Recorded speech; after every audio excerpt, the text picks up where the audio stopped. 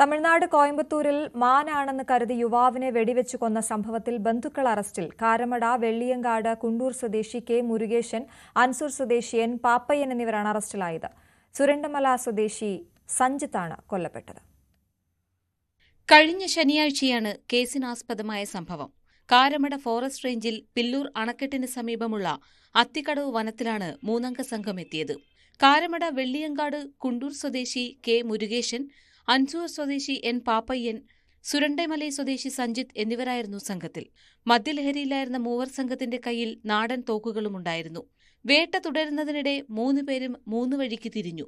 ഇതിനിടെ പച്ചിലകൾ അനങ്ങുന്ന ശബ്ദം കേട്ട് മാനാണെന്ന് തെറ്റിദ്ധരിച്ച് പാപ്പയ്യൻ സഞ്ജിത്തിന് നേരെ വെടിയുതിർത്തു.